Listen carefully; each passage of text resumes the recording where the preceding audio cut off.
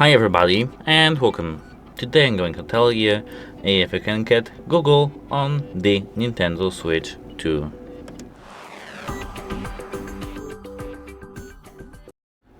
So, the answer is no, you can officially install Google or Chrome on the Nintendo Switch 2.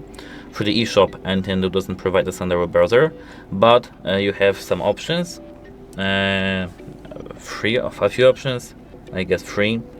The first is hidden web browser via DNS trick. So the Switch 2, like the original, has a built-in hidden browser intended for Wi-Fi login portals, not public browsing. However, you can change it using the Wi-Fi DNS settings to a service like Switchbrew. You can unlock it by going to the system settings, internet, select the network, then change settings to DNS settings, and change from automatic to manual, and change it to 045.055.142.122. Then connect. When permitted for registration, hit continue to Google.